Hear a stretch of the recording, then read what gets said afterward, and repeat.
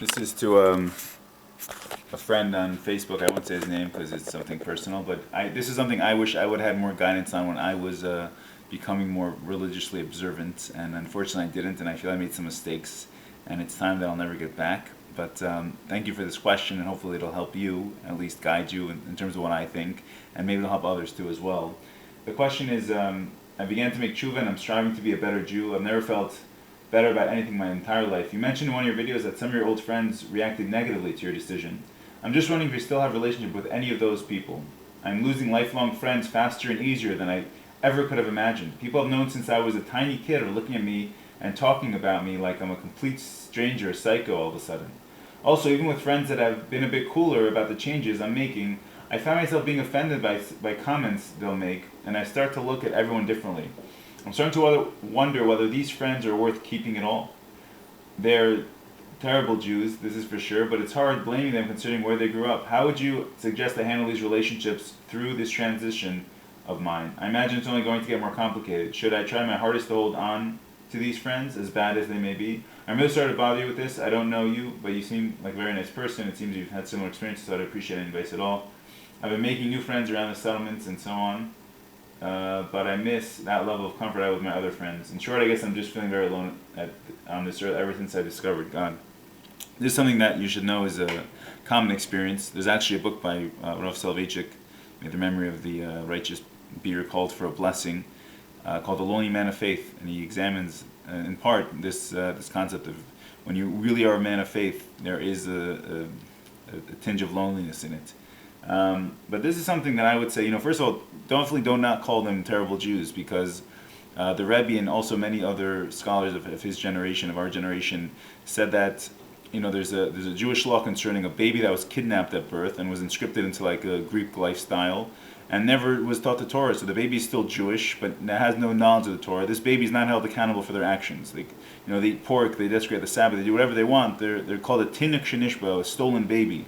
And because they don't have the knowledge, they're not held accountable for what they're doing against the Torah. Similarly, the Rebbe and also other scholars and sages said that in our generation, we grew up with, many homes grew up with no semblance of any traditional Jewish education, so they're not held responsible for what they do. And at this point, for someone like you, who is out of the ordinary, is extraordinary, you're coming your way back from not being born into a religious family, you have to understand that you're the one that's changing, not them.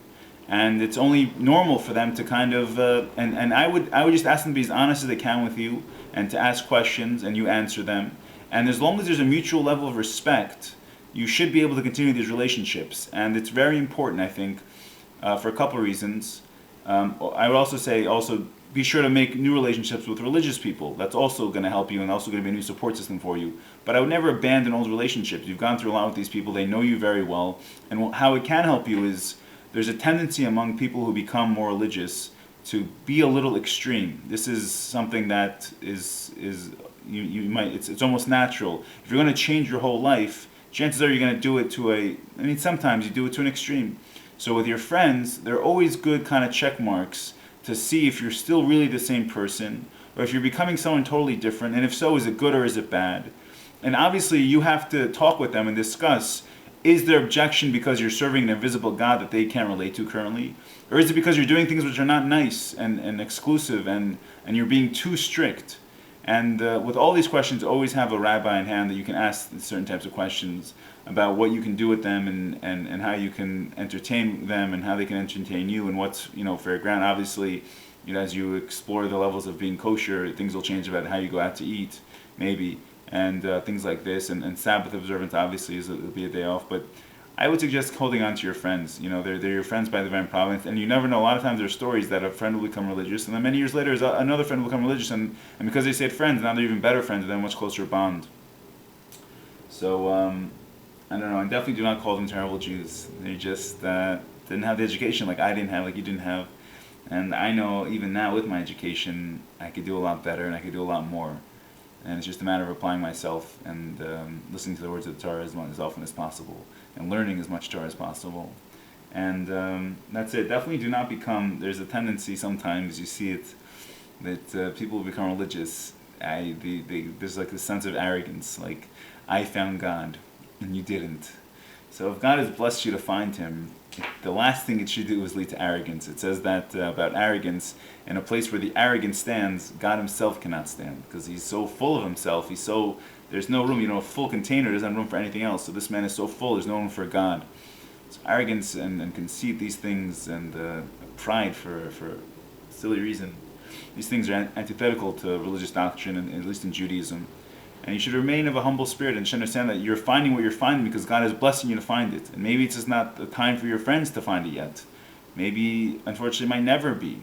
Maybe you're supposed to be instrumental in, and also by you keeping a good relationship with them, this will make a positive impression on what a religious person is. Someone who's kind and nice and generous and warm and loving and caring of all Jews and of all humanity, ultimately. This is the call of the Torah to us, to be a light unto nations. So, you never know what your positive attitude will do and how it will resonate in the future with not only your old friends, but then they have their friends, and that's also part of your second tier clique, and then also your new friends. And you never know, maybe some of your new friends will, when you have a reason to meet your old friends, you never know, it's a very small world. Definitely do not distance yourself too much from friends, in my opinion. Hope this helps, and may God continue to bless you on your journey of self-discovery and bittul of nullification and understanding and wisdom and spirituality and personal growth and development, and may you know from much success and true eternal happiness. Thank you so much, and God bless.